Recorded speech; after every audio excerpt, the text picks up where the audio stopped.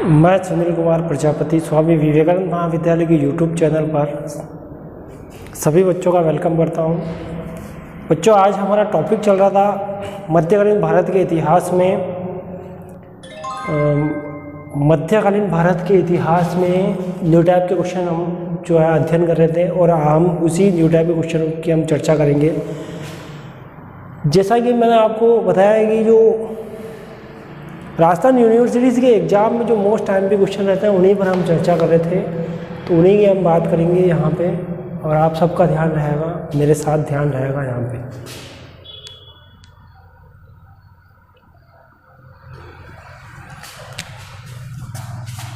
मध्यकालीन भारत की संस्कृति, भारत का इतिहास। बच्चों, मध्यकालीन भारत का इतिहास यहाँ देखिए, जैसे कि मैंने एक शब्द लिखा है यहाँ पे, अकबर। अब वन लाइनर क्वेश्चन जो है हमको तैयार करना है। यहाँ पे मैंने एक शब्द लिखा है, अकबर शब्द लिखा है। तो यहाँ जैसे ये ऐसे यहाँ पे क्या होगा, ऐसे यहाँ पे जिस तरह ऐसे अकबर जो था अस्करी, ऐसे अस्करी हो गया, ऐसे होगा यहाँ पे अंतिम युद्ध।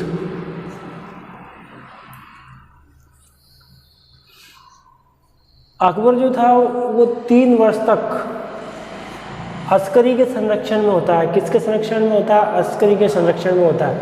ऐसे अंतिम युद्ध, अकबर का अंतिम युद्ध कौन सा है बच्चों? असीरगढ़ का युद्ध। असीरगढ़ का युद्ध कहलाता है ऐसे। और यदि हम ऐसे बात करें तो ऐसे होगा अनपढ़। अकबर अनपढ़ था। जिस तरह से यहाँ पे अलाउद्दीन खिलजी जो था, अलाउद्दीन खिलजी, ये भी मध्यकालीन भारत के इतिहास में दिल्ली सल्तनत में एक अनपढ़ शासक था। और जिस तरह से देखा जाए तो आधुनिक भारत के इतिहास में हैदर अली भी एक अनपढ़ था। और यदि हम कहा जाए तो यहाँ कै आता है, यहाँ पे कै, और कैसे होता है काला नूर। कैसे क्या होता है? काला नूर। यहाँ कैसे काला नूर होता है। और हम देखें इधर तो यहाँ बै है यहाँ पे, और बै से हो गया बदरुद्दीन। बै से क्या हुआ? बदरुद्दीन। और बै से ही होगा यहाँ पे, बै से ही हम देखते हैं तो बैराम खान। और रे से हम देखते हैं तो रे से कौन आती है? रुकिया बेगम। यहाँ अकबर नाम से मैंने कितने वन लाइनर क्वेश्चन सेट किए बच्चों, और आप सब यहाँ देख रहे हो वन लाइनर क्वेश्चन कि किस तरह से ऐसे यहाँ पे अस्करी हो गया, ऐसे अंतिम युद्ध हो गया, ऐसे अनपढ़ हो गया। और अगर बात की जाए तो ऐसे अमरकोट। और इधर आपके बै से हो गया। अब देखो बच्चों, यहाँ पे अकबर के वन लाइनर क्वेश्चन हम देख रहे हैं कि अकबर जो महान था मुगल वंश का, मुगल वंश में हम देखते हैं कि सबसे पहले नंबर पे कौन आता है? बाबर। दूसरे नंबर पे कौन आता है? हुमायूं। और तीसरे नंबर पे कौन आता है? यहाँ पे अकबर महान। तो सबसे ज़्यादा मोस्ट टाइम पे क्वेश्चन कौन सा रहता है? अकबर महान रहता है यहाँ पे। अमरकोट ऐसे हो गया अस्करी, ऐसे हो गया अंतिम युद्ध, ऐसे हो गया अनपढ़। यहाँ अकबर जो था, अकबर का जन्म कब होता है बच्चों? 1542 में। कौन सी जगह? 15 अक्टूबर 1542 अमरकोट नामक स्थान पर अकबर का जन्म हुआ था। अकबर के पिता का नाम सबको पता है, हुमायूं। और अकबर की माता का नाम क्या था? हमीदा बानो बेगम था। अमरकोट में इसका जन्म हुआ था। अकबर का राज्याभिषेक कहाँ पर होता है? अकबर का राज्याभिषेक कैसे गया है? यहाँ पे कालानूर। तो कालानूर जो है ये कहाँ पर है? पंजाब में कौन सी जगह है? गुरुदासपुरा जिला। कौन सा पूरा? गुरुदासपुरा जिला। यहाँ पे अकबर का 14 फरवरी और 1556 ईस्वी में इसका राज्याभिषेक हुआ था। 14 फरवरी कौन सा डे होता है? Valentine day. इसी दिन किसका? बाबर का जन्म हुआ था। कब हुआ था? 14 फरवरी 1483 में। 14 फरवरी 1483 में किसका जन्म हुआ था? बाबर का जन्म हुआ था।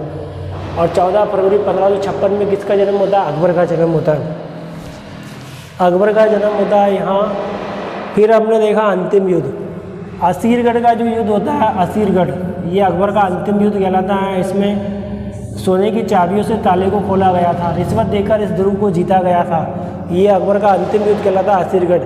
ऐसे अकबर भी जो था वो अनएजुकेटेड था, अलाउद्दीन खिलजी भी अनएजुकेटेड था और हैदर अली भी अनएजुकेटेड था। यहाँ तक कि हमने बात की। और फिर हमने बात की बदरुद्दीन। तो बदरुद्दीन कौन था? ये बदरुद्दीन जो है अकबर का बचपन का नाम था। ये अकबर का नाम क्या होता है बच्चों? इसका मूल नाम बदरुद्दीन होता है। बाद में जब ये सिंहासन पर आसीन होता है तब इसको अकबर जो है वो जलालुद्दीन मोहम्मद अकबर के नाम से सिंहासन रूढ़ होता है। बैराम खान, ये बैराम खान कौन है? ये फारस का रहने वाला और शिया धर्म का, फारस में शिया धर्म का रहने वाला था। इस बैराम खान ने क्या हुआ? बैराम खान ने हुमायूं की सहायता की थी और अकबर का ये संरक्षक था। अकबर का कौन था? संरक्षक था। ये अकबर का संरक्षक होता है बच्चों। कौन होता है? संरक्षक होता है। जिस प्रकार से जो है पृथ्वीराज चौहान वो अपनी माँ कर्पूर देवी के संरक्षण में थे, उसी प्रकार से बैराम खान के संरक्षण में कौन था? अकबर जो था वो बैराम खान के संरक्षक में था। यहाँ अकबर की हमने बात की और वन लाइन क्वेश्चन में देखो हमने कितने सारे क्वेश्चन तैयार किए हैं आज इस वीडियो में। हमने अकबर का जो समय काल रहता है वो कब से कब तक रहता है? वो 1556 से 1605 ईस्वी तक अकबर का समय काल रहता है। और अकबर तो अगर हम देखा जाए तो यहाँ आप देखिए अकबर से सबसे पहले हमने चर्चा की यहाँ पे ऐसा अस्करी जो है वो हुमायूं का भाई होता है। और हुमायूं का भाई 3 वर्ष तक जो था अकबर इन्हीं के अंडर में रहा था, इन्हीं के संपर्क में रहा था। किसके संपर्क में रहा था? अस्करी के संपर्क में रहा था बच्चों। आगे फिर जैसे मैंने आपको बताया कि यहाँ अंतिम युद्ध, ऐसे अंतिम अकबर का जो अंतिम युद्ध था वो असीरगढ़ का युद्ध माना जाता है, जिसको सोने की चाबियों से ताला खोला गया था। फिर हमने देखा है कि ऐसे अकबर अनपढ़ थे। कौन थे बच्चों? अकबर अनपढ़ थे। उसी प्रकार दिल्ली सल्तनत के इतिहास में खिलजी क्रांति में हमने देखा था कि अलाउद्दीन खिलजी भी एक अनपढ़ व्यक्ति था। उसी प्रकार हमने देखा कि हैदर अली जो था वो भी एक आधुनिक भारत के इतिहास में कर्नाटक के मैसूर के राजा हैदर अली भी एक अनपढ़ थे। हमने ये देखा, हमने अस्करी की बात की। अंतिम युद्ध कहाँ पर हुआ था? असीरगढ़ में हुआ था। फिर हमने बात की थी कि यहाँ हमने बात की। उसके बाद हमने जन्म की बात की थी। तो अकबर का जन्म कब हुआ था? अमरकोट में हुआ था। अमरकोट जगह जो है वो सिंध प्रदेश में अमरकोट होती है, वहाँ इसका जन्म हुआ था।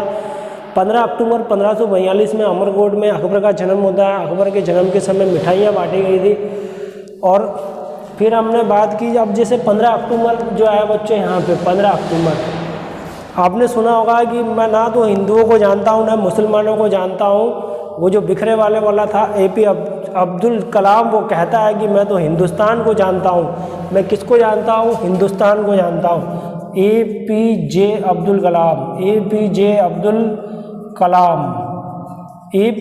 कलाम का जन्म हुआ था बच्चों 1500 अक्टूबर में। कब होता है? 1500 अक्टूबर में इसका जन्म हुआ था। रामेश्वर के तमिलनाडु जो है वहाँ पर इसका जन्म होता है। और 15 अक्टूबर को कौन सा डे मनाया जाता है? इस दिन विद्यार्थी दिवस मनाया जाता है। कौन सा दिवस मनाया जाता है? विद्यार्थी दिवस मनाया जाता है। तो बोले तो 16 अक्टूबर को कौन सा दिवस मनाया जाता है? 16 अक्टूबर को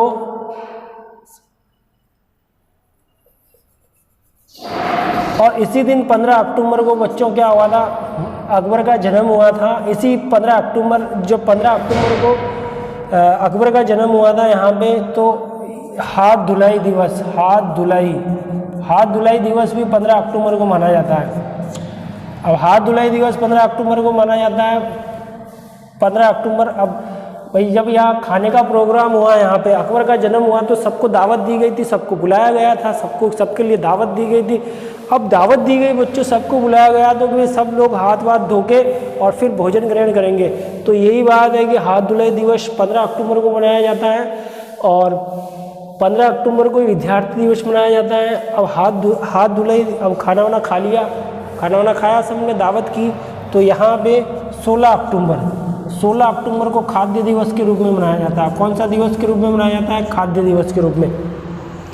तो यहाँ जो है हमने वन लाइनर क्वेश्चन में आज क्या क्या देखा। सबसे पहले हमने अकबर की बात की थी। मुगल वंश के इतिहास में अकबर एक ऐसे महान शख्स होते हैं जिसने जजिया टैक्स हटाया था, जिसने दास प्रथा को समाप्त किया था, जिसने आमेर की राजकुमारी जोधाबाई से विवाह किया था। अकबर का पंजाब के गुरुदासपुर के कालारू नामक स्थान पर इसका राज्याभिषेक हुआ था। 14 फरवरी का डे होता है। बाबर का जन्म भी 14 फरवरी को हुआ था और इधर अकबर का राज्याभिषेक 14 फरवरी 1456 ईस्वी को पंजाब के कालारू नामक स्थान पर होता है। हमने ये बात की थी बदरुद्दीन अकबर के बचपन का नाम होता, हमने यहाँ ये बात की थी। बैराम खान का नाम आपने सुने हैं, बैराम खान संरक्षक था। ये बैराम खान बाद में एक लोहानी बैराम खान की हत्या कर देता है। बैराम खान का एक पुत्र होता है अब्दुल रहीम खाना खान, जो अकबर के 9 रत्नों में से एक रत्न माना जाता है अब्दुल रहीम खाना खान, जो जहांगीर का शिक्षक होता है। अब्दुल रहीम खाना खान कौन होता है? जहांगीर का शिक्षक होता है। अब्दुल रहीम खाना खान महाराणा प्रताप को बंदी बनाने के लिए अब्दुल रहीम खाना खान को भी भेजा जाता है। जगन्नाथ भी महाराणा प्रताप को बंदी बनाने के लिए जाता है।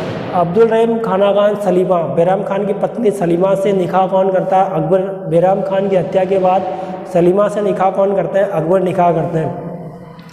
यहाँ फिर हमने देखा है कि ये बैराम खान कहाँ से आया था। ये फारस का रहने वाला था। बच्चों, फारस को पर्सिया भी कहा जाता है, फारस को ईरान भी कहा जाता है। ये सिया धर्म का था। ये कौन से धर्म का था? सिया धर्म का। फिर हमने बात की कि 3 वर्ष, यहाँ देखिए असीरगढ़ का युद्ध हुआ, अंतिम युद्ध असीरगढ़ का युद्ध कहलाता है। और यहाँ ऐसे अनपढ़ तो अलाउद्दीन खिलजी भी अनपढ़ थे, सबको पता है अलाउद्दीन खिलजी ने किस तरह से अपनी योजना बनाई थी। पिछली वीडियो में अलाउद्दीन खिलजी की हमने बात की थी कि किस तरह से वो अपने सपने बनाता है, एक के बाद वो एक सपनों को कैंसिल करते हैं, वो फाइनली भारत में साम्राज्य विस्तार की नीति पर बल देता है। फिर हम आधुनिक भारत के इतिहास में हैदर अली की बात करेंगे तो वो हैदर अली भी अनपढ़ था। तो यहाँ अकबर के जन्म को हमने देखा, अमरकोट में इसका जन्म हुआ था। अमरकोट नामक स्थान पर अकबर का जन्म होता है। अमरकोट 15 अक्टूबर 1542। तो 15 अक्टूबर से यहाँ एक क्वेश्चन निकल कर हमारे सामने आता है। यहाँ पे 15 अक्टूबर से क्या क्वेश्चन निकल के सामने आता है यहाँ पे कि APJ अब्दुल कलाम जो थे उनका जन्म भी 15 अक्टूबर का डे होता है। और 15 अक्टूबर के डे उनके जन्म, ये मिसाइल मैन कहलाते हैं। हिंदुस्तान के कौन कहलाते हैं? मिसाइल मैन कहलाते हैं। ये तमिलनाडु यहाँ में इनका जन्म हुआ था। ये इन विद्यार्थी दिवस के रूप में मनाया जाता है इसको। फिर हमने बात की थी 15 अक्टूबर को जब अकबर का जन्म हुआ था तो वह सब लोग दावत पर आए थे यहाँ पे, और दावत पर आए थे तो हाथ धुलाई दिवस कौन सा 15 अक्टूबर माना जाता है। और नेक्स्ट डे की बात करें 16 अक्टूबर, तो 16 अक्टूबर को खाद्य दिवस के रूप में माना जाता है। यहाँ बच्चों अकबर के मुख्य क्वेश्चन में, अगर वन लाइनर क्वेश्चन में और 50 वर्ड्स के अंदर हम बात करें तो अकबर में दीवाने को ही जो है वो मोस्ट IMP माना जाता है। इबादत खाना मोस्ट IMP माना जाता है। आप अपनी नोटबुक में नोट कर सकते हो। इबादत खाना मोस्ट IMP क्वेश्चन है। इबादत खाना क्या था? सभी धर्मों के लिए इबादत खाना को खोल दिया था। मजहर की घोषणा क्या थी? और मजहर की घोषणा के बाद हम बात करते हैं दीवाने कोही की बात की थी। अकबर के धार्मिक सुधारों में अगर बात की जाए तो अकबर के धार्मिक सुधार कौन कौन से? धार्मिक सुधार में इबादत खाना आएगा, दीवाने कोही आएगा। अकबर के भू राजस्व सुधार 50 शब्दों में, भू राजस्व सुधार में उसने ज़मीन को 3 भागों में उसने डिवाइड किया था। पोलज भी होती है, चाचर भी होती है, बंजर भी होती है, परती भी होती है। ज़मीन उस भू राजस्व का उसने इकाई क्या मानी थी, भू राजस्व कितना डिसाइड किया था। और अकबर की मोस्ट IMP क्वेश्चन मनसबदारी प्रथा का भी आपको ध्यान में रखना है कि अकबर की मनसबदारी प्रथा क्या थी। मनसबदारी प्रथा is very very important for universities exam के लिए। तो बच्चों आज हमने ये चीज़ें देखी थी और फिर हम नेक्स्ट कक्षा में आपसे रूबरू होते हैं। आज के लिए इतना ही काफ़ी है। सभी बच्चों को धन्यवाद।